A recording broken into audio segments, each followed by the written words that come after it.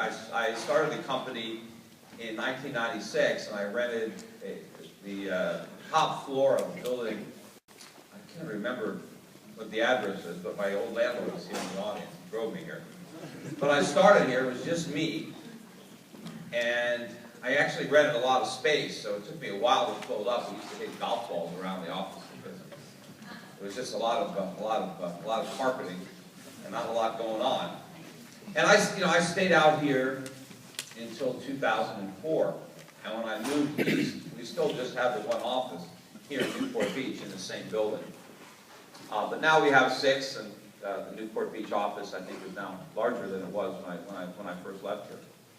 But a lot has happened to the U.S. economy since I first moved into the Newport Beach office. In fact, when I first moved in there, and I really started cold calling, looking for clients, the problem that I was warning people about back then was the bubble in the technology market, particularly in the internet stocks.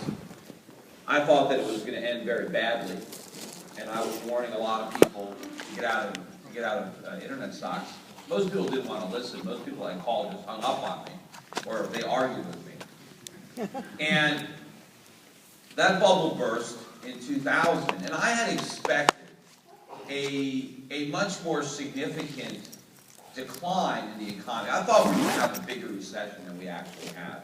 I thought real estate prices would have actually started to fall back then, because I saw a lot of people were snapping up a lot of these new developments with some of the options.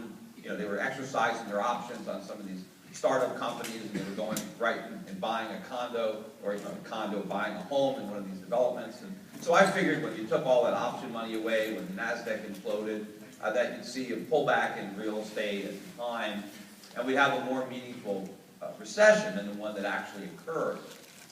And what happened was, instead of allowing that recession to take place, we had a big stimulus plan by Alan Greenspan and the newly elected President Bush.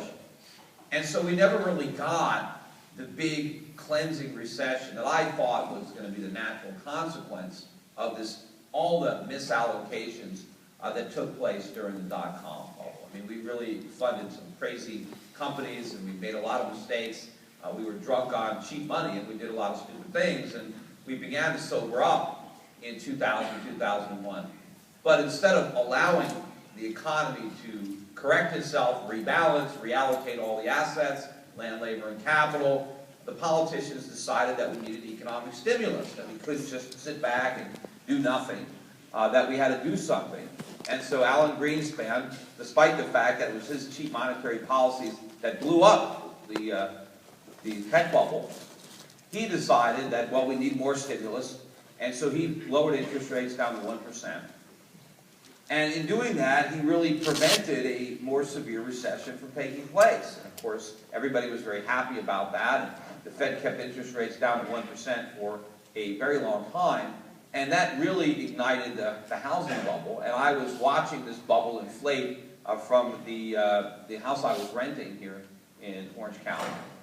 And by 2004, I thought it was going to be a disaster. I mean, when I really saw what Greenspan was doing and the housing bubble that fell, this is the time period, and we are the biggest offenders.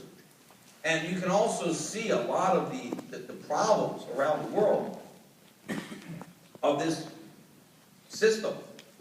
Because in order for Americans to live beyond their means, somebody else somewhere is living beneath their means. In order for us to consume without producing, somebody is producing without consuming. And the people that are doing that are getting tired of it. It's no fun doing all the work. That's what we got. We got the people in China working hard, long days in factories so that we can consume stuff. But meanwhile, they're not consuming nearly as much because all the stuff that they made has been shipped over to America. And I get this argument all the time that, well, the Chinese need us. They have an export economy. What do you mean? It's like you might as well say that the slaves needed their masters because they had a slave economy. They don't need us. They're producing all the stuff.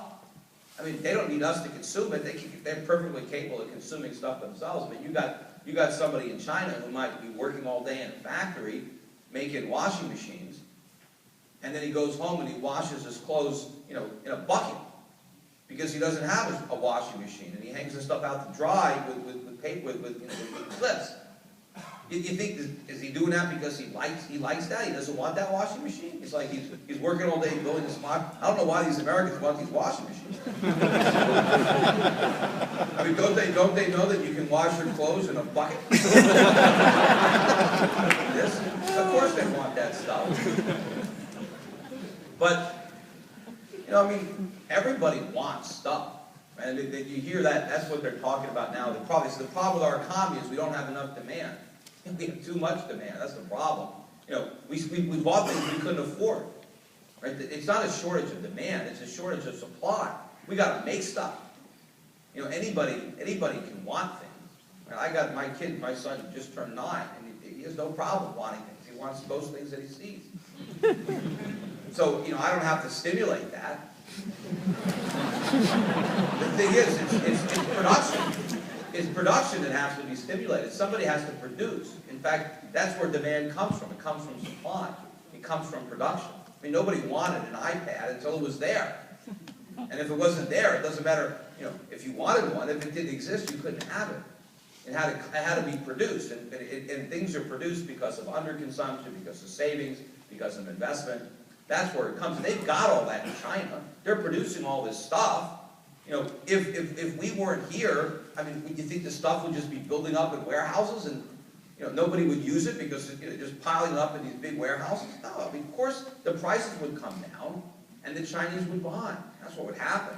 The Chinese economy would boom if they didn't export all their stuff to America, because the only reason that they're exporting is to import. That's why you export, because you're hoping to import something else. You don't export to build up foreign exchange, to have trillions of dollars building up in tall stacks that you could just, admire.